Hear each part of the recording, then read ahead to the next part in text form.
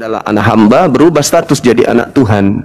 Jadi Paulus menghilangkan akal orang Kristen, lalu mendoktrin anak Kristen bahwa Kristen itu adalah anak Tuhan. Makanya Kristen dilarang lagi menghambakan diri kepada Tuhan, tidak boleh lagi. Paulus melarang orang Kristen itu menghambakan diri. Di mana dalilnya? Galatia 2:21, Galatia 5 nomor 4, Galatia 3 nomor 26, nomor 27. Paulus melarang orang Kristen menghambakan diri, tidak boleh. Karena kalian bukan lagi hamba, bukan anak-anak hamba, melainkan kalian adalah anak-anak Tuhan. Kalian adalah pewaris, pewaris Tuhan. Ya, kalau pewaris Tuhan berarti Tuhan.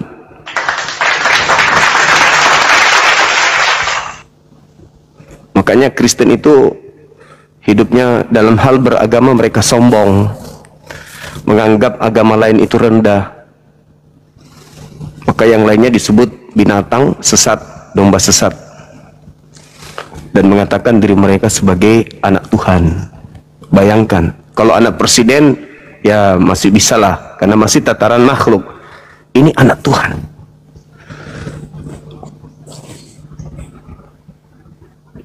Anak Tuhan itu kedudukannya bukan lagi di bumi, kedudukannya di langit, di tahta yang paling tinggi. Itulah kesombongan yang dimiliki oleh orang-orang Kristen. Malah lebih sombong dari iblis. Kalau iblis itu masih mengakui adanya Tuhan. Kalau Kristen mulut mengakui adanya Tuhan, tapi yang mereka sembah adalah makhluk padang gurun yang mengaku Kristus. Kalau mereka menyebut Bapa itu hanya karena ada kitabnya Yahudi di dalam agamanya, mereka ambil terjemahannya. Tapi sejatinya yang mereka jadikan Bapa itu Paulus, yang mengajarkan tentang Tuhannya Kristen, yaitu Kristus. Kenapa Kristen ini disebut Kristen? Karena mereka ini adalah pengikut Kristus. Siapa Kristus yang mereka ikuti Kristen ini? Kristus yang Kristen ikuti adalah Kristus yang datang di padang gurun kepada Paulus. Kristus yang bukan manusia.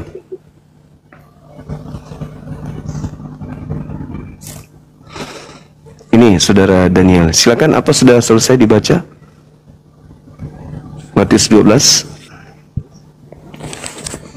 Sudah bang, sudah saya baca dari tadi bang. Oh sudah. Terus kesimpulannya, angkatan jahat ini, orang Farisi ini yang tadinya bertobat, kemudian setelah bertobat iblisnya keluar, iblisnya mencari tempat di padang pasir, padang gurun, tidak menemukan tempat untuk persinggahan. Lalu iblisnya kembali kepada orang yang bertobat. Setelah dia temukan orang bertobat ini, dia kembali keluar mencari 7 roh jahat yang lainnya. Lalu masuk kembali ke orang yang bertobat tadi. Maka apa kata Yesus? Orang ini keadaannya jauh lebih buruk dari keadaannya yang semula. Kalau keadaannya semula membunuh jasad, keadaannya yang lebih buruk itu adalah membunuh akal. Membunuh akal. Makanya untuk menjadi Kristen itu akal harus dipensiunkan. Sadar enggak saudari saya ini, untuk menjadi Kristen akal tidak boleh dipakai. Sebagaimana misi Paulus di dalam 1 Korintus 1:19. Sadar enggak bahwa untuk menjadi Kristen akal harus dimatikan? Contoh, ketika adik saya ini, saudari saya ini punya anak yang sudah bisa bicara, tiba-tiba melihat dan menunjuk gambar Yesus atau patung Yesus di dinding. Saudari ditanya sama anak kecil, itu foto siapa mama? Si mama akan menjawab, itu foto Tuhan kita. Itu masuk tidak di akal? Kalau itu adalah foto Tuhan, pasti tidak masuk akal. Tapi kenapa dipercayai? Ya karena itu tadi, akal dipensiunkan. Kapan akal yang bertumbuh dalam proses beriman, maka orang akan tinggalkan Kristen. Karena dari aspek awal pondasi saja udah keliru, udah bukan keliru ya, sudah bertentangan dengan akal. Nah mungkin keliru lah namanya ya, karena tidak sesuai dengan akal lagi. Sehingga anak ini terdoktrin, oh ini Tuhan saya fotonya. Artinya Tuhannya Kristen itu ya makhluk. Masuk akal enggak itu? Enggak masuk akal. Tapi kenapa orang Kristen percaya? Ya karena akal pensiun. Kalau akal dipakai, orang berlomba-lomba keluar dari Kristen. Andai akal dipakai ketika hadir pada zaman Maria mengandung, saban hari Maria semakin besar perutnya. Lalu ditanya, ini anak siapa? Ini anak Tuhan. Anak Tuhan. Akal bisa terima? Nggak bisa. Lalu begitu dia keluar, Anda melahirkan Tuhan atau melahirkan manusia? Orang Kristen tentu akan mengatakan melahirkan Tuhan yang inkarnasi menjadi manusia. Akal bisa terima? Nggak bisa terima. Yang kamu gendong itu siapa, Maria? Yang kau tetein itu siapa? Tuhan kita. Bisa diterima? Nggak bisa. Itu di rumah Maria kok ada suara anak kecil nangis? Itu siapa? Itu Tuhan kita. Sekarang Maria ada anak ya kan ya? Iya. Ku tengok di rumahnya ada anak bayi. Suaminya siapa? Nggak ada suaminya. Lalu, oh dia melahirkan Tuhan kita. Bisa nggak diterima ini? Nggak bisa. Maka syarat untuk menjadi Kristen dan syarat untuk bertahan menjadi Kristen, akal harus pensiun dini. Nggak bisa tidak pensiun dini. Itu yang gondrong itu yang duduk di tengah-tengah itu sama teman-temannya. Itu siapa itu? Itu Yesus. Siapa, orang dari mana dia? Oh, itu Tuhan kita. Bisa diterima. Yang tidur itu di perahu itu siapa? Kok murid-muridnya pada ketakutan, dia santai kali. Oh, yang tidur itu Tuhan kita. Apa bisa diterima akal? Nggak bisa. Makanya Barat gereja kosong. Gereja hanya simbol. Kristen itu tinggal nama di Barat, di Eropa. Tapi orang untuk taat beragama seperti dulu-dulu zaman Kekaisaran Romawi masih bertahta hebat, tidak lagi sampai sekarang.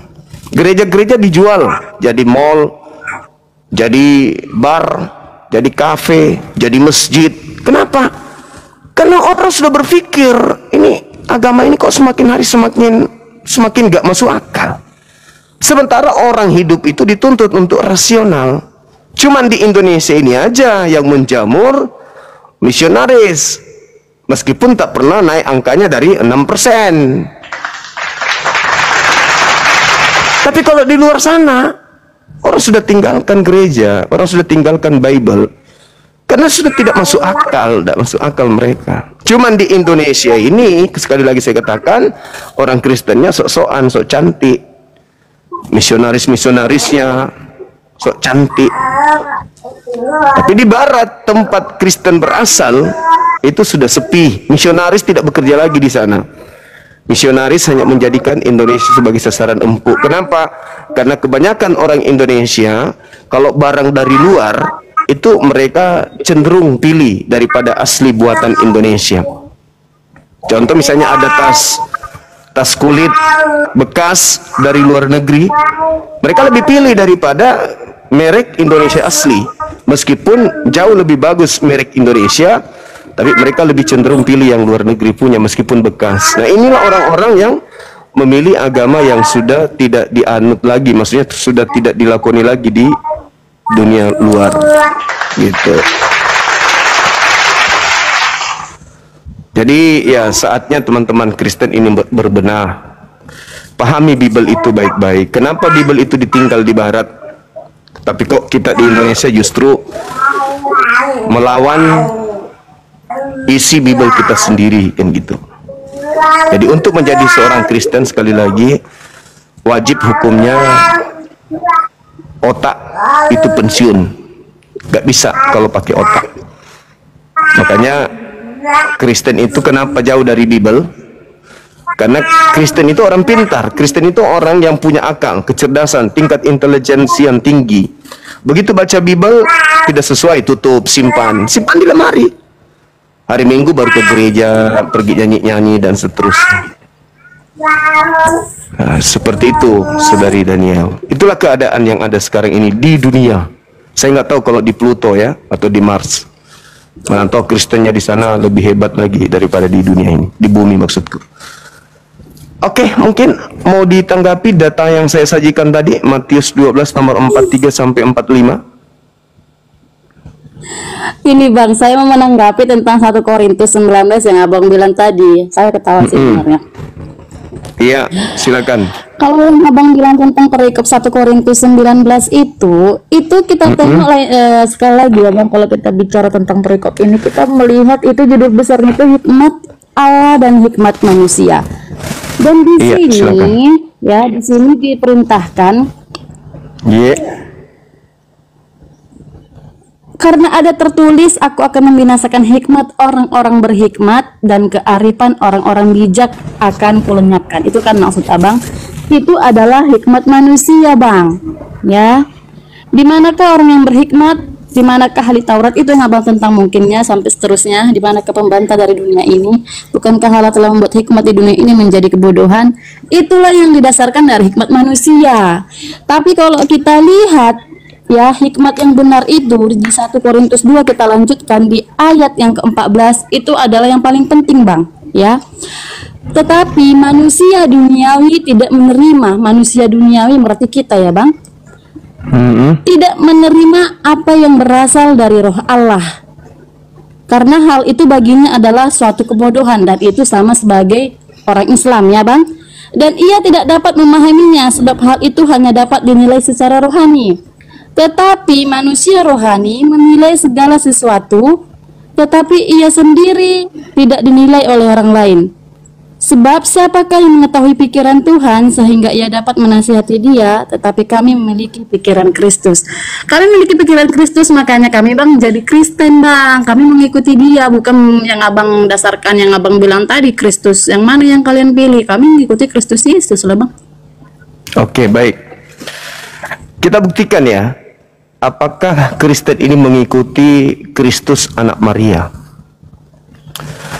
Di dalam Matius 24 nomor 17, 18, Matius 28 maksud saya, ketika makhluk ini keluar dari goa kubur, murid-muridnya ragu dan tidak percaya. Sampai makhluk ini mendekati kemudian muridnya dan berkata, kepada aku telah diberikan kuasa baik di langit maupun di bumi. Pergilah, jadikanlah seluruh bangsa menjadi muridku, menjadi pengikutku. Makhluk ini mengaku diberi kuasa. Yesus selama Matius 28. Yesus 17, 18, 19 sampai 20. Yesus itu tidak pernah menerima kuasa Yesusnya. Yesus tidak pernah mengatakan aku telah menerima kuasa. Gak ada itu ucapan Yesus. Gak pernah Yesus ucapkan itu. Ada kesempatan di mana dia menerima kuasa dari kekuatan roh gelap ketika dia dicobai di Lukas 4 nomor 1, 2, 3, 4, 5, 6 sampai nomor 13. Di situ Yesus dicobai sama sang penguasa dunia, yaitu iblis. Iblis mengatakan kepada Yesus anak Maria, Yesus, kalau kau menyembah aku, menuhankan aku, maka segala kuasa dunia akan aku berikan kepadamu. Sebab aku berkuasa memberikan kepada siapapun yang aku kehendaki. Pertanyaannya, apakah Yesus menerima kuasa dunia? Tidak. Beliau menolak kuasa dunia. Yesus menolak kuasa tersebut. Habis cerita. Di data 13-nya dikatakan iblis mundur dari Yesus dan menunggu waktu yang baik, waktu yang tepat. Artinya iblis ini memantau terus pergerakan Yesus dan pengikut-pengikutnya. Nah, Yesus tidak menerima. Yesus menolak kuasa dunia itu. Sampai pada akhirnya ada orang yang disalibkan, orang yang mati terkutuk. Dikutuk oleh Elohim, disalib, mati, dikutuk oleh Elohim. Keluar dari kubur, mengaku kepadaku telah diberi kuasa. Nah, di sini mulai. Kata Yesus, waspadalah kepada penyesat yang datang kepadamu dengan memakai namaku dan berkata, akulah Kristus, penyesat. Disitulah mulai makhluk ini mengaku-ngaku kemudian Yesus Kristus. Kepada aku telah diberi kuasa, pergilah ke seluruh bangsa, jadikanlah seluruh bangsa menjadi muridku. Di mana endingnya? Supaya kita tahu bahwa yang keluar dari kubur ini bukan Yesus anak Maria. Endingnya di data nomor 20. Dan ajarlah mereka melakukan segala perintah yang telah kuperintahkan kepadamu, dan aku akan menyertaimu sampai akhir zaman. Coba kita lihat agama Kristen untuk membuktikan bahwa apakah itu Yesus asli atau Yesus palsu. Kristen ibadah minggu, ada perintah Yesus anak Maria? Nggak ada. Kristen makan babi, ada perintah Yesus anak Maria? Nggak ada. Kristen tidak bersunat, ada Kristen anak Maria? Nggak ada. Kristen meninggalkan hukum Taurat, ada perintah Yesus? Nggak ada. Kristen ke gereja, ada perintah Yesus? Nggak ada. Kristen menyembah Yesus Kristus, ada perintah Yesus? Nggak ada. Lalu perintah siapa yang dijalankan oleh Kristen ini? Menyembah Yesus, ibadah minggu, makan babi, tidak bersunat. Itu perintah siapa? Perintah makhluk roh yang membisikkan diri-diri Kristen, yang Kristen tutup-tutupi dengan mengatasnamakan Roh Kudus. Itulah dia yang datang kepada Kristen, yang membimbing Kristen menyebut Yesus Tuhan, bernubuat, mengusir setan, bermujizat pakai nama Yesus. Sedangkan Yesus anak Maria tidak pernah mengajarkan murid-muridnya ibadah minggu, menyembah Yesus. Itu tidak pernah Yesus ajarkan. Makan babi, tidak bersunat, tinggalkan hukum Taurat, itu Yesus tidak pernah ajarkan. Lalu Yesus mana yang mengajarkan kemudian Kristen menjadi Kristen? Yesus yang keluar dari kubur, yang bukanlah anak Maria. Itu yang kalian ikuti. Itulah yang kalian ikuti. Makanya Paulus sadar, makanya dia menulis dalam 2 Korintus 11 nomor 4, Paulus sendiri mengakui bahwa ada Yesus lain selain dari Yesus yang dia beritakan. Paulus sadar itu, kalau ada Yesus lain. Dan juga Yesus sadar kalau akan ada Yesus lain. Matius 24 nomor 23, 24, 25, 26. Yesus sadar akan adanya Yesus lain. Paulus sadar kalau adanya Yesus lain. Berarti masing-masing dua tokoh ini mengajarkan bahwa ada dua Yesus. Sekarang Kristen dengan pola keagamaannya menyembah Yesus, makan babi, makan asu, makan ini, makan itu, makan ini, ibadah minggu, menyembah kepada Kristus. Itu ajaran siapa? Ajaran anak Maria? Oh, tidak. Makanya nanti di akhir zaman, kalau Kristen ini keturunan Kristen, karena tidak mungkin saudari saya Daniel yang ketemu Yesus, kecuali kalau kiamat besok. Keturunannya, saudari, selama dia Kristen, nanti akan ketemu dengan Yesus. Setelah dia ketemu dengan Yesus, ditanya, siapa yang mengajarkan kau menyembah aku? Yang mengajarkan aku, bapakku. Bapaknya bertanya, nenekku. Nenekku menyebut, akhirnya sampai kepada saudari Daniel. Yesus mengatakan, Matius 7 nomor 22, 23, pada hari terakhir nanti banyak orang berseru, 21, 22, 23, banyak orang berseru kepadaku, Tuhan, Tuhan, bukankah kami bernubuat, mengusir setan, bermujizat dengan memakai namamu? Pada hari itulah aku akan berterus terang kepada mereka, enyahlah daripadaku, aku tidak mengenal kalian, kalian semua adalah pembuat kejahatan. Nah, siapa ini yang memanggil Yesus Tuhan, bermujizat, mengusir setan pakai nama Yesus? Kan Kristen, bukan agama lain. Berarti yang diusir Kristen. Pertanyaannya, ketika orang-orang Kristen ini mengusir setan pakai nama Yesus, Yesus yang mana? Karena Yesus yang asli mengatakan, aku tidak mengenal kalian. Berarti ada Yesus lain yang datang ke gereja mengusir setan.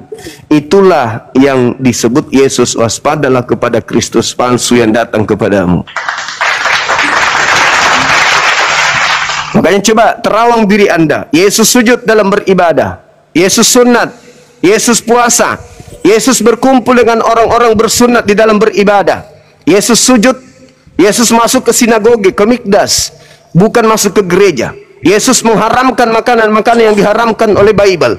Yesus ibadahnya hari Sabtu. Yesus berdoa hanya kepada entitas tunggal yang ada di langit. Itu Yesus. Tapi Kristen mengaku pengikut Yesus. Tapi hidup Kristen tidak sama seperti hidupnya Yesus. Berarti ada Yesus lain yang menjadi panutan oleh Kristen, bukan Yesus anak Maria. Karena kalau Yesus anak Maria yang diikuti oleh Kristen hari ini, maka di Indonesia ini tidak ada gereja. Kalau itu yang ada di Indonesia ini adalah sinagoge, bait suci atau bait El. Kenapa kami gini bang? Ya, silakan. Gini bang, kenapa kami sekarang ini tidak sunat dan Yesus itu dulunya sunat? Gini, pada saat zamannya Yesus, ya kan? Itu kan sunat itu kan tujuannya untuk membersihkan diri, ya kan? Terus Membersihkan diri. Nah, kenapa kami nggak sunat? Ya karena kami itu sudah bersih dari semua dosa-dosa kami yang dibersihkan oleh Yesus. Nah, itu yang tentang sunat. Dan kalau tentang berpuasa, siapa bilang kami tidak berpuasa, bang? Kami berpuasa, kami ada puasanya. Tapi kami tidak puasa seperti yang orang Islam, bang, 40 hari, 30 hari selama sebulan, itu pamer. Bukan, kami puasa, ya kami puasa seperti difirmankan Tuhan. Kalau kamu berpuasa, janganlah kiranya kamu pamer, tapi minyakilah kepalamu supaya kamu itu tidak nampak sedang berpuasa, dan berdoalah di kamarmu, di bilik kamarmu. Itu kami berpuasa kalau masalah itu. Dan kenapa bang bilang pada saat Yesus itu ibadah itu hari Sabtu, dan kenapa kami itu hari Minggu? Kami mempercayai yang namanya hukum Taurat itu hukum Taurat yang keempat, ya. Ingat dan sucikanlah hari yang dikuduskannya itu, dan yang hari yang dikuduskannya itu adalah hari ketujuh, di mana Allah berhenti bekerja untuk menciptakan semesta alam ini termasuk kita manusia itu di hari ketujuh. Dan kita sekarang mengikuti kalender Masehi yang hari pertamanya itu dimulai dari hari Senin dan jatuhnya itu hari Minggu. Dan untuk orang Yahudi itu dimulai dari hari Minggu, makanya jatuh ke tepat pada hari ketujuh itu di hari Sabtu. Itulah makanya orang Yahudi beribadah di hari Sabtu. Di sini kenapa hari Minggu? Karena kita udah mengikuti kalender Masehi. Oke, udah. Kita mengikuti kalender Juli yang baru. Itu makanya bang, kalau masalah itu yang abang tanya. Oke, saudari, Bible Anda sendiri yang mengatakan dalam 1 Yohanes 2 nomor 6, barang siapa yang mengaku pengikut Kristus ada di dalam dirinya, maka dia wajib hidup sebagaimana Yesus hidup. Itu bermakna bang, itu bermaksud, ya saya mengerti yang abang bilang. Itu bermaksud, di situ ada 1 Yohanes berapa bang bilang tadi? 1 Yohanes 2.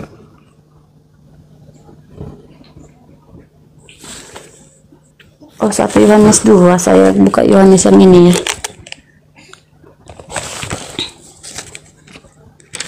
1 Yohanes 2 ayat 6. Rasa mengatakan bahwa ada di dalam dia, ia wajib hidup sama seperti Kristus telah hidup. Ya memang benar bang, karena kita ini hidup seperti Yesus, yaitu saling mengasihi antar sesama kita.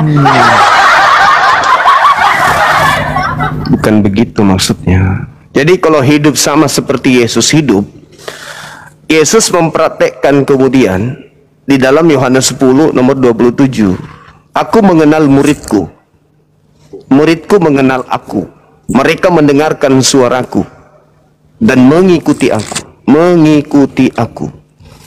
Kalau berbicara mengenai puasa Yesus 40 hari 40 malam, apakah Anda ikuti?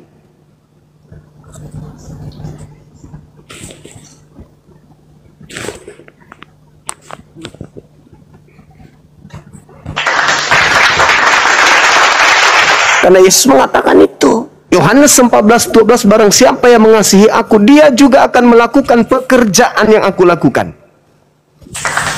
Aku puasa 40 hari 40 malam, dan pengikutku wajib berpuasa juga sama seperti aku berpuasa. Matius 9 nomor 14, nomor 13 14. Jadi bagaimana mungkin Anda mengatakan diri Anda itu pengikut Kristus? Kristus melakukan A, kalian melakukan Z. Jadi Kristus yang mana yang kalian ikuti? Kristus yang mana? Kalau Anda mengatakan kami puasa tapi kami tidak pamer, meskipun kalian tidak pamer, kalau Anda puasa sama seperti Yesus puasa, baru hari kedua sudah ketahuan kok kalau kalian puasa. Kenapa? Karena kalian sudah susah ngomong. Di mana Mbak Daniel? Pak, saya nggak bisa masuk kantor, Pak. Udah 2 hari saya tidak makan. Semua orang Kristen akan mengalami hal yang sama. Maka runtuhlah perekonomian. Karena orang Kristen tak ada lagi ke kantor. Kenapa? Mereka mengikuti puasanya Yesus. Jadi meskipun kalian tidak pamer, akan ketahuan. Coba bayangkan bom kalau sudah 3 hari tidak makan. Nah, dia live. Matanya keluar, tergantung-gantung matanya. Saudara-saudara, sahabat-sahabat, ini sekarang kita puasa hari ketiga ya. Aku sudah lupa mana tanggalnya, mana harinya, ini hari apa. Kentut aja susah. Jadi biar tidak dipamer, akan nampak orang Kristen itu, bayangkan 2 miliar. 2 miliar tiba-tiba saja orang di bumi ini tidak makan, tidak minum. Oh, pasti. Hari ketiga sudah mulai sepi. Hari keempat sudah berdatangan ambulans. Hari kelima sudah mulai pemakaman itu akan ramai. Innalillahi wa inna ilaihi. Bermatian kalian. Tapi karena kalian hanya menggunakan nama Yesus Kristus sebagai aksesoris, dan apa yang menjadi standar kenikmatan hidup beragama kalian mau lakukan, maka ya nyaman dengan menjual nama Yesus, mengaku-ngaku pengikut Yesus, tetapi dalam implementasi rutinitas ritual keagamaan sedikit pun tak ada hubungannya dengan Yesus. Oke lah. Sekarang gini lah Bang. Abang kan udah dari tadi ini kan. Sekarang saya boleh nggak mengajukan pertanyaan? Silakan.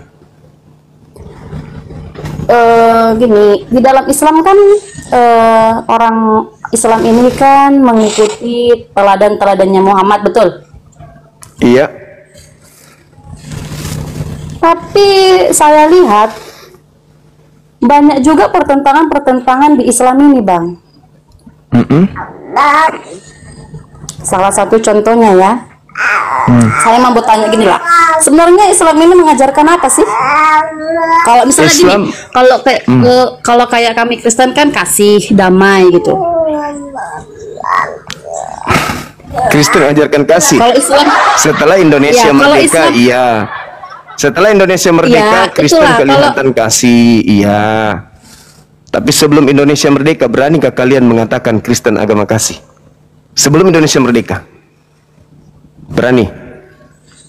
Di Makassar ini, di kota saya ini, Mbak Daniel, ada jalan namanya Jalan Korban 40.000 jiwa. Satu lubang, orang dikubur 40.000 jiwa, pelakunya Kristen.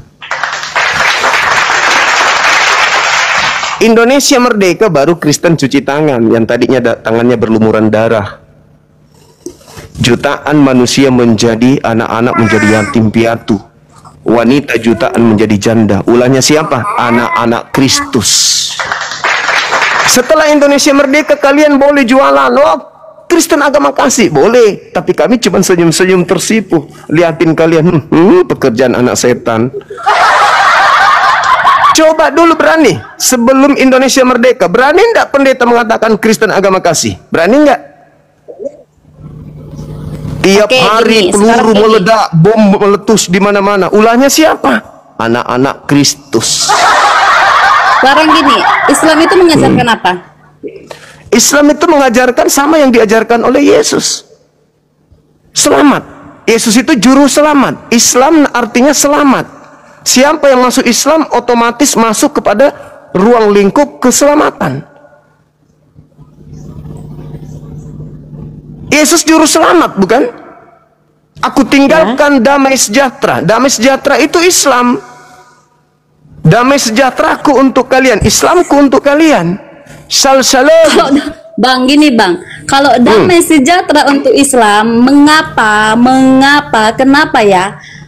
Kenapa sampai sekarang banyak umat Islam banyak mengadakan kejahatan-kejahatan? Salah satu contoh yang terbesarnya di negara kita sendiri itu mengebom gereja-gereja. Kenapa? Kalau memang itu Islam itu damai, selamat, Iya. kenapa? Iya. Banyak Tidak ada agama di atas muka bumi ini benar kalau Anda melihat dari oknumnya. Tak ada. Bom itu hanya sama sabar. seperti yang Abang bilang tadi. Sama seperti Abang bilang tadi, kalau yang seperti yang Abang bilang tadi, sebelum kemerdekaan yang melakukan apa tadi itu yang di kubur itu, yang di lubang itu orang Kristen. Orang Kan itu Kristen oknumnya. pelakunya. Oh enggak, Sama itu dong, perintah di dalam Bible. Itu perintah di dalam Bible. Itu bukan oknum, itu perintah. Kalau di Islam mana perintahnya bunuh? Bunuhlah, ada, bomlah, ada. Enggak ada di Islam, itu oknum. Aduh, saya pernah baca ya, Silakan Anda tunjukkan. Silakan Anda tunjukkan kalau ada. Tapi saya lupa, maaf, memang benar. Nah, itu dia. Nanti saya cari datanya dulu, Bang. Ya, Saya cari datanya nanti. Ya, hadirkan kekuatan Saya cari kalian untuk datanya. menghadirkan. Itu enggak ada di Islam. Tapi kalau di kitab saudara yang Anda ambil sebagai alat untuk memerangi manusia, itu di Ulangan 20 nomor 10 dan seterusnya. Baca. Apabila engkau mengepung mendatangi sebuah wilayah, ajaklah penduduknya untuk berdamai. Kalau dia menerima engkau berdamai, jadikanlah mereka budakmu, jadikanlah mereka pekerja rodi. Kalau berdamai. Tapi kalau dia tidak mau menerima perdamaian denganmu, kepunglah, bunuhlah semua apa yang ada di dalamnya. Itu yang diperintahkan dalam kitab yang kalian ambil dari agama Yahudi untuk kalian jadikan senjata untuk membunuh, hanguskan orang-orang di luar Kristen. Yang kedua, di dalam kitabmu Matius 28 yang tadi nomor 19, jadikanlah, itu perintah, itu amanat agung. Sorry. Agama agung, Mahkamah Agung atau apa namanya? Amsal Agung, Gurunda. Oh, Amsal Agung. Bukan. Aduh, salah juga ya. Apa? Astagfirullahaladzim. Amanat agung itu, aduh. Jadikan, itu perintah. Kalau kalian tidak menjadikan kami sebagai pengikut Kristus, kalian tidak menjalankan amanat agung. Siapa yang tidak menjalankan amanat agung, badosa jongana. Itu agama kalian. Jadi kalau Kristen mengajarkan agama kasih, aduh, saya mau muntah. Tidak ada kasih di Kristen itu, nggak ada. Nggak ada kasih di Kristen itu. Kasih yang mana? Bagi-bagi Indomie. Itu bagian daripada jadikanlah. Apa? Kasih beasiswa gratis. Oh, itu bagian daripada perintah jadikanlah. Menolong orang yang kena bencana. Oh, itu bagian dari amanat agung. Jadikanlah. Mengumpulkan orang gila di jalan untuk diobati gratis. Oh, itu bagian daripada jadikanlah. Apa yang kasih di Kristen? Tunjukkan saya satu aja. Tidak akan Anda temukan.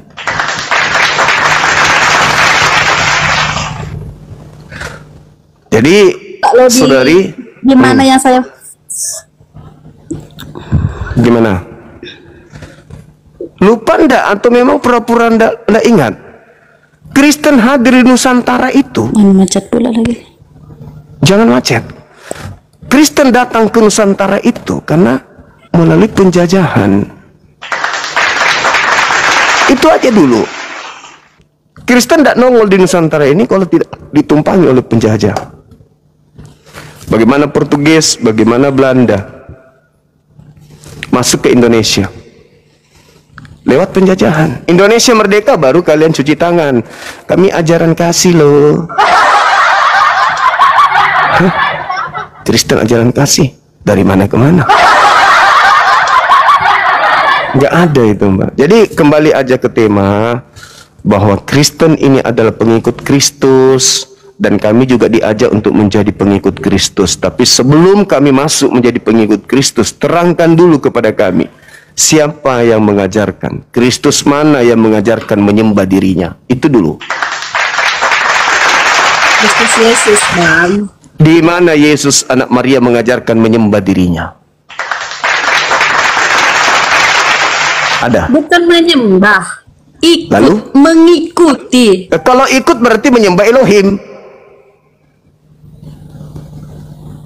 bukan menyembah Kristus. Karena Elohim, saudara, tumpuk semua gelar Elohim, tidak ada gelarnya Kristus. Tidak ada.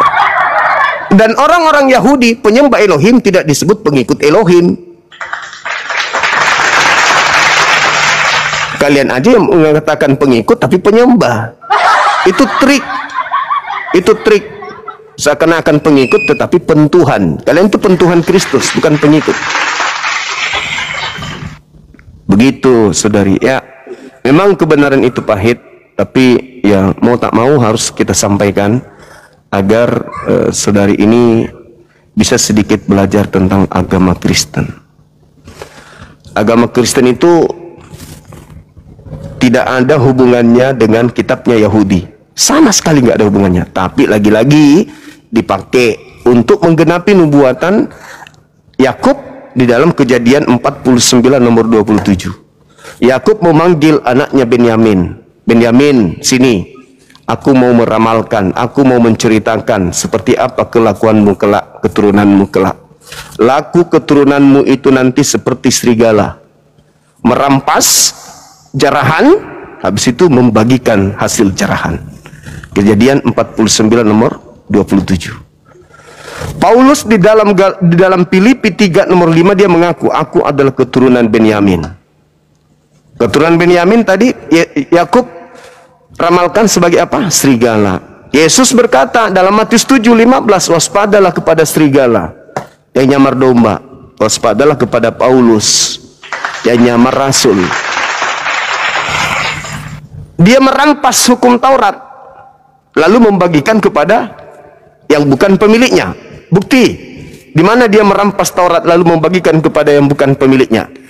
Galatia 3 nomor 13. Kristus telah menebus kita. Siapa kita ini? Non-Yahudi. Kristus telah menebus kita dari hukum apa? Hukum Taurat. Sejak kapan hukum Taurat ini berlaku untuk non-Yahudi? Itu bukti. Dia mencuri, dia merampas. Kristus telah menebus kita dari kutuk hukum Taurat dengan jalan menjadi kutuk karena kita, sebab ada tertulis, terkutuklah orang yang mati di atas tiang salib. Pertanyaannya, sejak kapan orang Roma itu diikat oleh hukum Taurat? Tidak pernah. Ketika ada perintah jangan makan babi, itu hanya untuk Bani Israel dan Bani Yehuda. Orang Roma mau makan sama babi, mau makan babi, mau tidur sama babi atau apapun apa, tidak ada perintah kepada mereka. Tapi kenapa Yesus harus mati untuk mereka?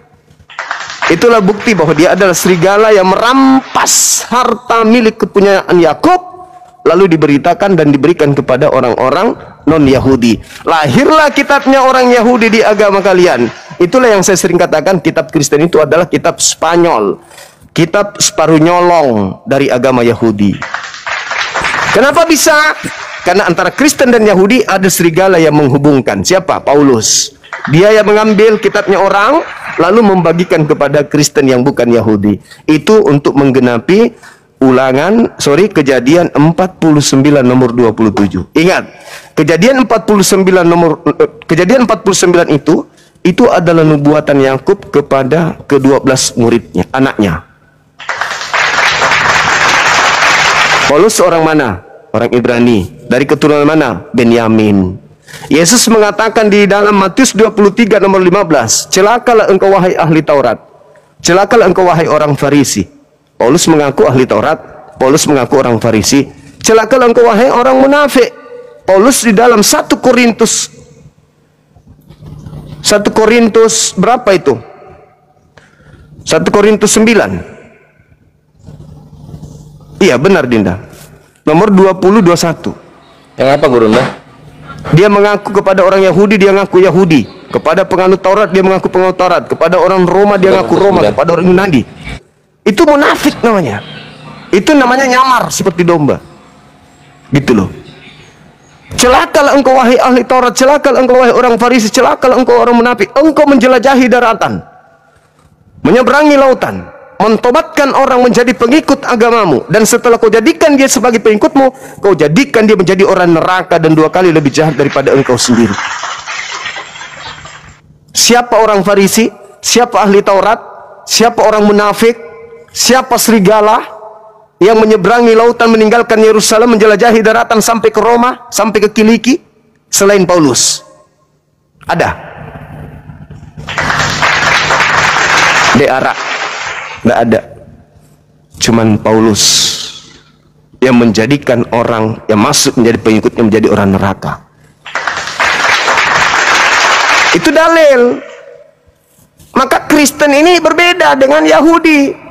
Yesus mengajarkan muridnya untuk menjadi seorang Yahudi yang taat. Tapi Kristus yang ada di padang gurun mengajarkan pengikutnya menyembah dirinya, menuhankan dirinya. Ingat, selain Tuhan yang minta disembah hanya Kristus, yaitu makhluk yang datang ke padang gurun, yang datang kepada Paulus. Kalianlah pengikutnya, kalianlah penyembah Kristus itu. Makanya nanti kalau ketemu dengan Yesus yang asli, apa kata Yesus asli? Enyahlah daripadaku wahai Daniel, aku tidak mengenal engkau. Engkau adalah pembuat kejahatan. Matius 7 nomor 15 sampai nomor 23. Bang Suma ketemu Yesus, salaman, cipika-cipiki kami ngopi bareng. Kenapa? Karena Yesus mengatakan apa dalam Yohanes 17 nomor 3? Hidup kekal itu Bang Suma adalah Bang Suma mengenal aku sebagai utusan Tuhan. Mengenal sebagai utusan Tuhan. Tapi kalau Kristen ada embel-embelnya. Mengenal Yesus utusan Tuhan yang adalah Tuhan itu sendiri. Wah, parah kali. Diusir ya, disepak lah kalian. Padahal pola kehidupan kalian itu mantap kali. Bermukjizat, mengusir setan, bernubuat, mantap kali kalian itu sebenarnya. Kayak Andi Simon, Rusuli Kubis, enak kali sebenarnya kalian itu hidup. Sayangnya kalian bermujizat pakai makhluk padang gurun. Dia mengaku-ngaku atas nama Yesus, dalam nama Yesus sembuh dan seterusnya. Tapi Yesus mengatakan, aku tidak mengenal kalian, aku tidak mengenal kalian, aku tidak mengenal kalian. Gimana itu?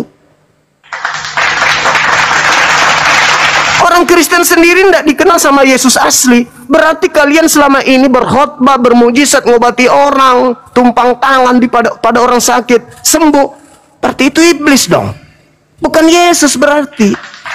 Dan memang Yesus mengatakan, waspadalah kepada penyesat yang datang kepadamu, yang memakai namaku, dan berkata akulah Kristus. Mereka akan menyesatkan banyak orang. Mana orang banyak yang disesatkan oleh Kristus ini? Mana? Pendeta semalam, pendeta Rudi hanya mengatakan perspektif. Itu aja.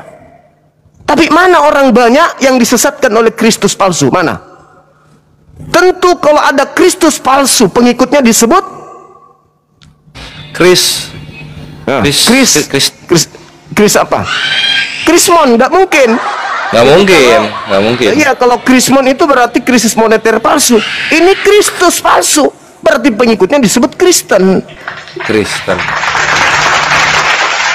Ayo, ini berdasarkan dalil, bukan perspektif, tapi dalil. Waspadalah agar kamu jangan disesatkan, sebab banyak orang akan datang memakai namaku. Siapa yang memakai nama Yesus? Itu. Dan berkata, akulah Kristus. Siapa di luar Yahudi yang mengatakan Yesus itu Kristus?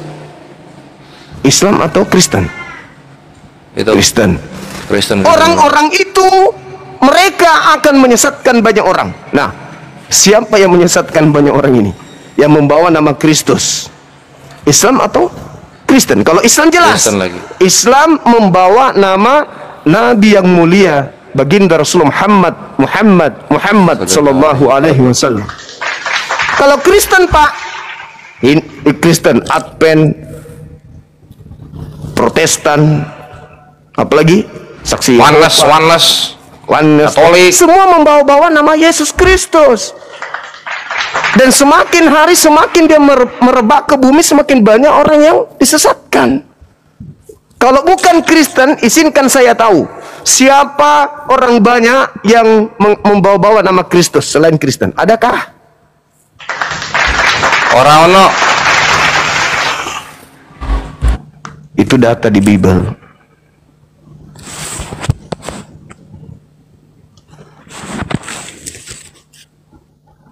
Ini sama seperti kejadian tahun 2000 ketika saya ditantang sama teologi S2, lulusan teologi S2, ditantang berdialog tentang materi-materi siapa penyesat, Nabi Muhammad atau Kristus Yesus.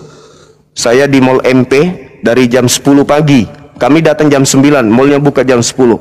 Masuk kami di MP, kupikir apa dibawa, kantongan 2 tentengan. Yang dibawa buku pada saat dia semester 1, semester 2, semester 3, semester 4, semester 5, sampai semester 7. Akhirnya dia cum laude, kata dia. Tapi ku bilang, kenapa sampai semester 7? Kenapa nggak selesai? Oh, saya cum laude, langsung S2, teologi.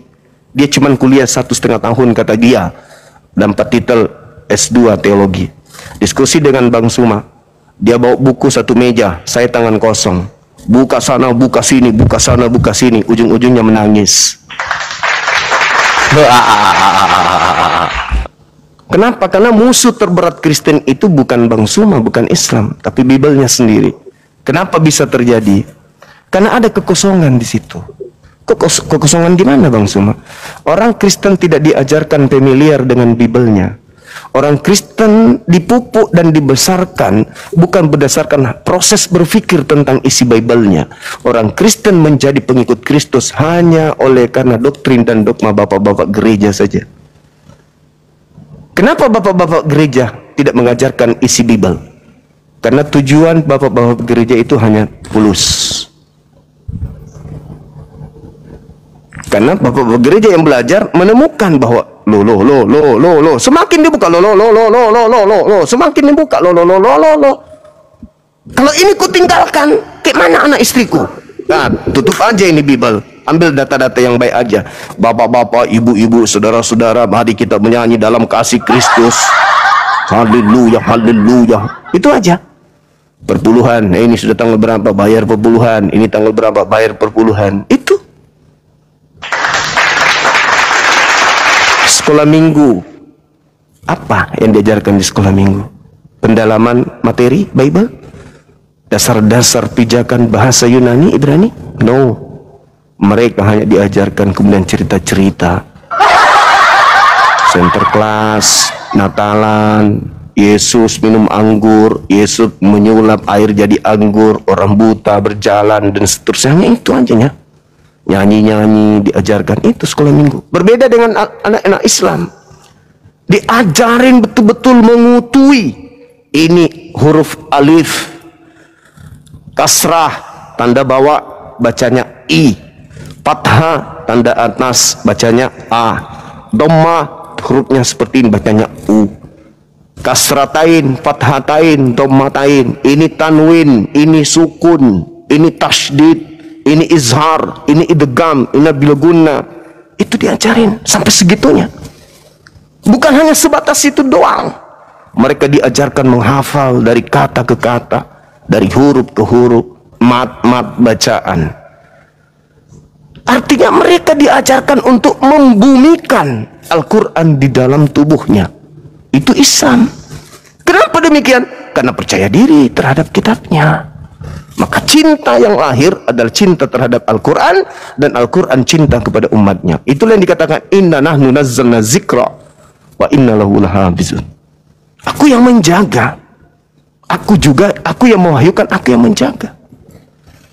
Maka Al-Quran dititipkan pada batin-batin setiap manusia Islam yang suci. Kalau Bible, tapi banyak kok, walaupun demikian tentang Quran yang harus dipelajari orang Islam, kan banyak banyak orang Islam yang hanya diajarkan untuk mengenal hurufnya saja, tapi tidak mengenal artinya, tidak tahu artinya, apa artinya yang dibacanya itu. Banyak loh orang Islam yang tahu baca Al-Quran, ya benar abang bilang, diajarkan ininya kan, cara bacanya apa segala macam, tapi artinya mereka banyak yang tidak tahu loh. Paling tidak mereka sudah masuk ke dalam kendaraan menuju surga. Kenapa? Loh, bagaimana caranya dia membaca tapi tidak tahu membaca artinya? Quran itu, membaca Quran itu. Membaca Quran itu mendapatkan pahala. Satu huruf mendapatkan pahala, dua huruf mendapatkan pahala, dan seterusnya. Masa gini loh bang, gini loh bang, kalau abang bilang cuma mendapatkan baca satu huruf itu mendapatkan pahala, apa cukup untuk membaca doang? Tidak cukup hanya membaca. Aneh. Masa cuma tidak membaca? cukup hanya membaca. Loh, tapi tadi kata abang, tapi sudah dapat pahala. tapi tadi kata abang Mereka sudah membaca satu saja sudah dapat pahala. Oke. Orang Islam bisa membaca original teks. Sabar. Orang Islam bisa membaca original teks kitabnya. Orang Kristen bisa nggak? Memang tidak bisa kami membaca original teks kami, karena itulah keunikan kami. Karena apa? Itu kami keunikan. tidak diajarkan untuk Itu keunikan. Bukan. Itu keunikan. Ya memang, itu kejujuran Tidak bisa kami. membaca Karena satu kitab gini, sendiri, itu keunikan. Itu bukan Gini, Bang. ketertinggalan. Gini. Itu bukan ketertinggalan. Itu kelebihan. Gini loh, Bang. Tidak bisa membaca panduan hidup kayak gini nah. Ini panduan hidup kita dalam beragama. Tidak bisa kita baca, itu adalah sebuah kelebihan. Bukan kelebihan, tapi lalu memang apa? Kan, memang udah. Lalu apa? Lalu apa namanya? Kalau kitab sendiri tidak bisa baca original teksnya, itu kelebihan atau kekurangan?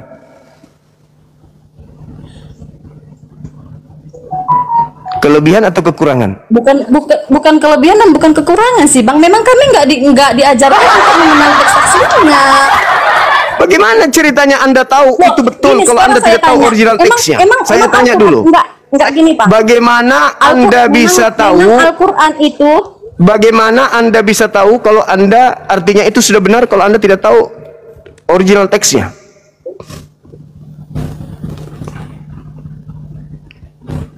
Karena Gini, ada Bang, Kristus. sama seperti Al-Quran. Karena ada Kristus yang melayang-layang, yang masuk keluar masuk, yang kalian sebut Roh Kudus. Itu jawab aja kayak gitu.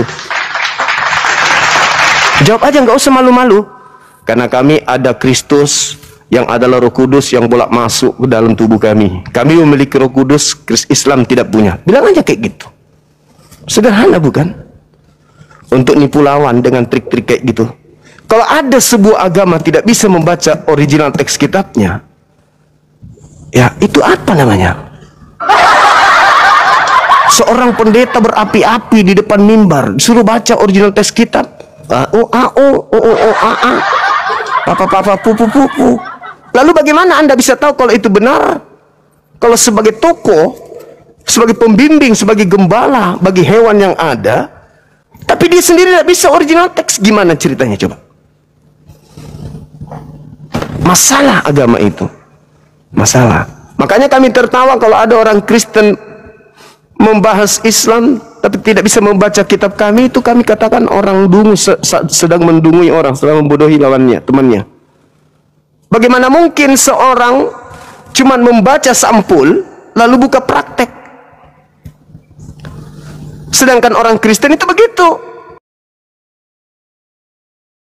Sampulnya doang yang dibacanya Al-Quran. Habis itu dia membahas Islam. Sama seperti kalian membahas kitabnya Yahudi, tapi kalian tidak mengerti original teks kitabnya Yahudi. Apa yang kalian sampaikan itu? Yang punya kitab, yaitu orang Yahudi, tidak menjadi Kristen. Kenapa? Karena mereka mengerti kitab Ibrani. Makanya tidak jadi Kristen. Orang Kristen semakin menjadi Kristen karena mereka hanya dicekoki, disuapin terjemah yang setiap saat direvisi. Maka jadilah Kristen. Seperti itu, Mbak. Jadi umat Islam itu satu, rendah serendah-rendahnya umat Islam, mereka bisa baca Quran. Dan setelah mereka bisa baca Quran, mereka bisa baca terjemahan. Itu kelebihannya umat Islam. Orang Kristen bisa baca terjemahan, bisa nggak baca original teks? Nehi nehi merica ketum berjahe. Nggak bisa orang Kristen itu. Contoh betapa mudahnya orang Kristen itu dibodohi. Contoh nih sederhana. Betapa mudahnya orang Kristen itu dikibulin oleh kitabnya sendiri. Nih semua yang ada 5.000 yang nonton di sini. Anda buka Bible sekarang, atau Anda buka Google sekarang, Alkitab Sabda, buka di Kisah Para Rasul 9 nomor 22. Buka. Betapa mudahnya orang-orang Kristen 2000 tahun dibodoh-bodohi sama kitabnya sendiri. Kenapa? Karena tidak mengerti original teks kitab sendiri. Kayak mana? Coba buka sekarang Kisah Para Rasul 9:22. Adinda Pera Ista bisa? Bisa Gurunda. Nah, coba Alkitab Sabda dibuka. Betapa konyolnya agama ini. Konyol sekonyol-konyolnya. KPS 922 ya Gurunda. Siap. Di Alkitab Sabda supaya kita lihat original teksnya. Inilah kelemahan kalian. Tapi kalau di Islam kasih terjemahan. Orang yang tidak ngerti terjemahan dikasih terjemahan. Alhamdulillahi Rabbil Alamin. Orang yang tidak ngerti original teks, tidak ngerti paham, kasih terjemahan.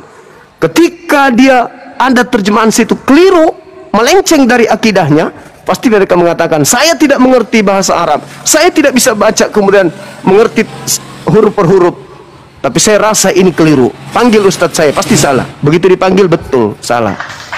Tapi kalau orang Kristen yang kayak gini-gini, justru umat Islam yang ngajarin. Coba. Nih teman-teman sekalian yang punya rezeki berlimpah, tolong bantu Dinda Kores ya. Beliau alat-alatnya kemarin itu kena banjir ya, sehingga gini dia, YouTube-nya juga tidak aktif karena laptopnya juga lagi gangguan. Nah, coba dilihat silakan. Nah, tuh. Nah, coba kata Yesus, Dinda, kata Yesus. Ya, Nah, Saulus besar pengaruhnya dan ia membingungkan orang Yahudi yang tinggal di Damsyik karena ia membuktikan bahwa Yesus. Nah, ini ada kata Yesus Gurunda ya. Ada kata Yesus, adalah Mesias. Nah, Yesus adalah Mesias. Nah, coba Yesus. Ada nggak Yesus? Nah, ternyata di sini Houtos Gurunda, bukan Yesus dalam bahasa Yunani. Wah, Gurunda ini udah cocok jadi guru Yunani. Coba lihat. Ini kalian dibodohi kan sama kitab kalian. Mana ada kata Yesus di situ? Tapi Lembaga Penyesat Indonesia menyelipkan nama Yesus di situ. Nah, kalau tidak ada kata Yesusnya, maka yang Mesias di situ adalah siapa? Siapa yang Mesias? Ya, yang ngomong ini lah Gurunda. Iya, Paulus. Ini, iya. Coba. Di sini dia kan bang bilangkan bahwa Yesus adalah Mesias. Dia kan meyakinkan. Paulus ini kan belum ngerti Gurunda. Sebagai kayak Di situ nggak ada nama Yesus. Nggak ada nama Yesus di situ. Bu Lesti, maksudnya Gurunda, ini kata Yesus ini di dalam original teksnya itu nggak ada, gitu loh. Nggak ada. Nggak ada. Coba tunjukkan original teksnya. Nah, ini nanti dicoba ambil HP satu lagi, nanti ketik di alkitab.sabda.org untuk KPR 922, lalu scroll ke bawah. Nah, ini namanya interlinear. Jadi terjemahan kata per kata. Ini kan ada kata Yesus di sini, kelihatan nggak? Nggak lah, HP gua budug. Tunggu bentar.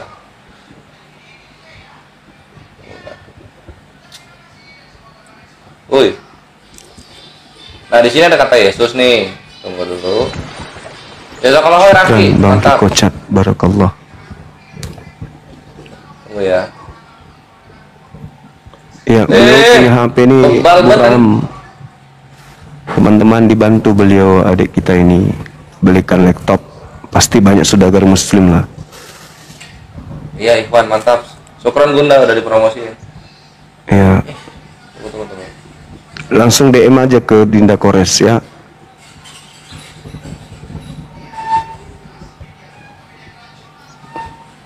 Ini kan kelihatan nih Yesus nih. Nah, ini angka-angka ini adalah angka untuk kamus online-nya. Nah, kalau kita buka kamus online-nya ini, Bu Lesti, kita buka ya. Kita tap nih bawahnya nih, karena ini hyperlink. Kita buka gini, cut. Nah, kan keluar tuh. Nah, ternyata yang harusnya Yesus itu dalam Yunaninya Ieusos, ini malah Houtos gitu loh. Apaan itu Houtos? Houtos adalah bentuk feminin, singular gitu.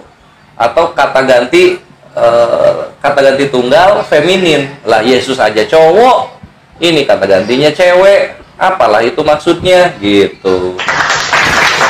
Itu salah satu bukti hancur kalian Kristen ini oleh kitab kalian sendiri gitu.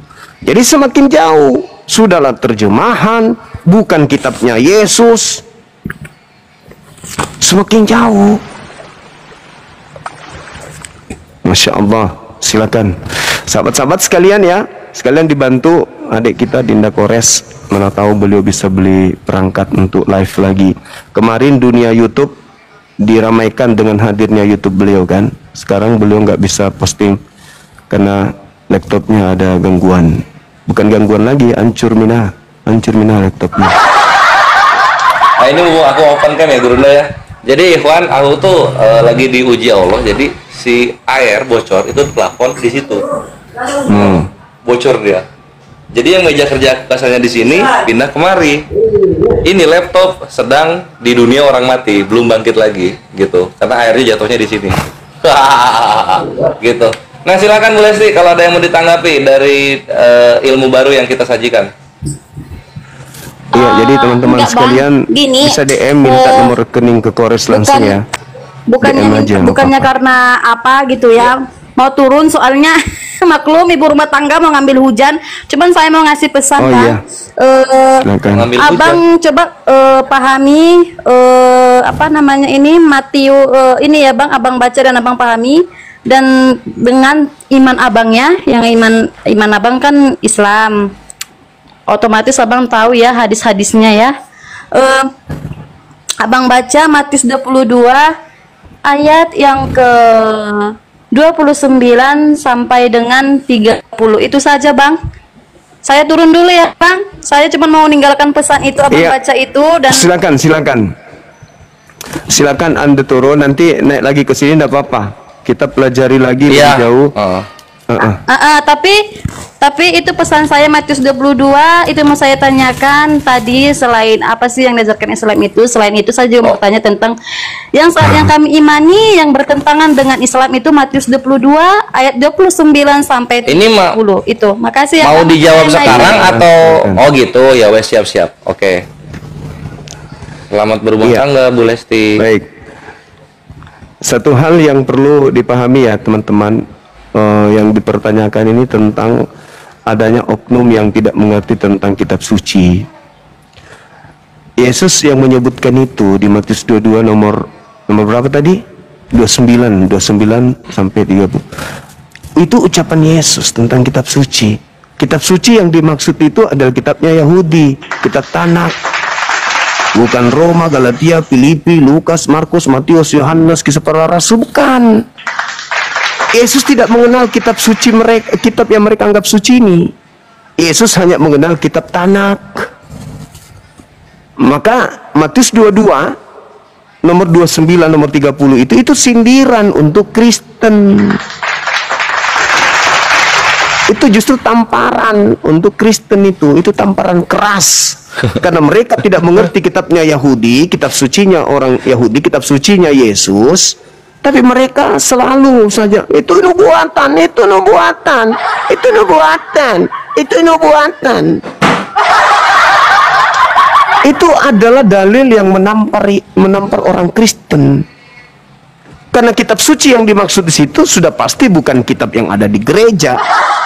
Kitab suci yang dimaksud di situ adalah kitab yang datang kepada Bani Israel. Apa pula Yesus membahas Galatia, Roma, Filipi, mana ada? Inilah kalau kurang ilmu, wawasan rendah, ya, rendah wawasannya, kayak gitulah jadinya, ya teman-teman. Terus dikatakan di data nomor 30-nya juga, pada waktu manusia dibangkitkan tidak ada kawin-mawin. Emang lu ayam? Hanya ayam yang keluar dari kandang, habis itu cari pasangan, cari betina, kejar sana, kejar sini. Saya ingat sekali karena dulu waktu SD, SMP, saya mondok, di pondok saya itu ada kandang ayam. Lebih ribut pada pagi hari ayam itu daripada siang hari atau pada waktu kapanpun. Kenapa? Karena mereka keluar dari kandang bukan sarapan nasi, bukan sarapan deda. Dia cari betina. Kejar betina sampai kemana-mana. Loh, kok orang bangkit dari kubur kok langsung cari betina? Gimana ceritanya? Hari kebangkitan keluar dari kubur langsung cari bini, cari perempuan. Rakus. Kebangkitan itu bukan surga. Memang kalian memang mirip ayam rupanya.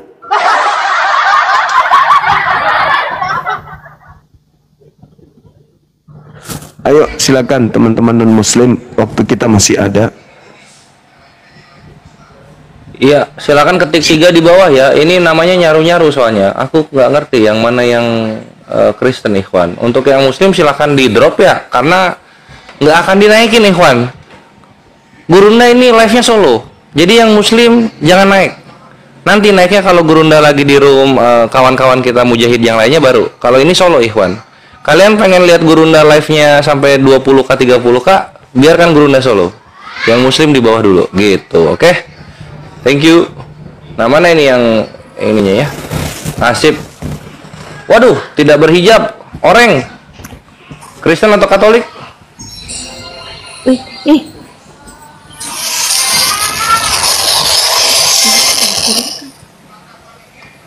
Mau dialog atau gimana? Udah turun. Siapa itu? Ayu Ting Ting bukan? Bukan. Oh, Ting Ting oreng itu Gurunda. Oh, Ting Ting orang. Kirain. Coba. Ah, ini dia wanita. Ini siapa lagi nih?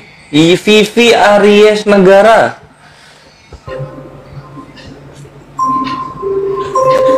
Selamat siang. Kristen atau Katolik?